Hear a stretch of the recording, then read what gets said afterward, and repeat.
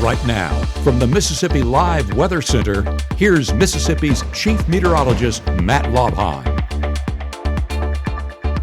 Hey there, Chief Meteorologist Matt Laupon. Day planner tonight into the early part of your Monday morning. Expecting those temperatures to drop back to 78, 3 o'clock in the morning. About 77 all we can manage for that low temperature to begin early morning on your Monday. Winds remain fairly calm, so not impossible to get up patches of fog out there. We haven't had as much moisture today, so maybe a little bit less likely. Futurecast, as you can see overnight, keeping us mostly clear and dry.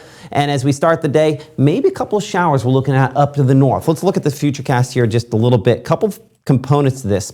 High pressure down there into the Gulf of Mexico. One of the things that we're still seeing a few showers kind of rotating on the northeast side of that. Can that puncture in enough to actually be of any kind of impact to our area? That's one of the questions, but most of that activity staying northeast, at least in the first part there of your Monday. By noontime, still a couple showers showing up Russellville toward Florence. Our northwest winds, a direction bringing slightly drier air. So you might say, well, how drier air? And then we end up showing up with a few spotty showers.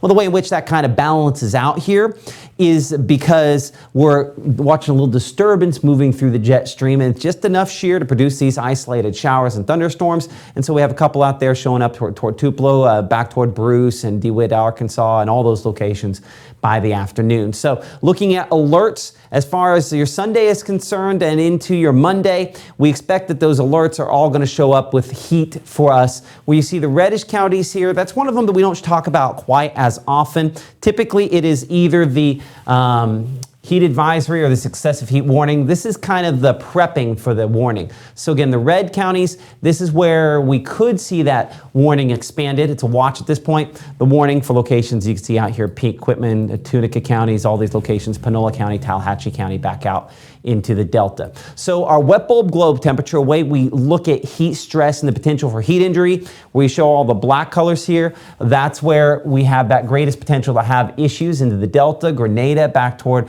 Calhoun City, as well as Greenville for your Monday afternoon. We're all under that threat as we look into Tuesday. That is probably the peak of our heat. This means with the extreme levels there, we do not mean to be doing really any outdoor activities during the peak of the heating, because the likelihood of heat injury is greatest. And we expect that greatest peak probably on your Tuesday. By Wednesday, rain chances increasing enough it knocks temperatures back just a little bit, thankfully.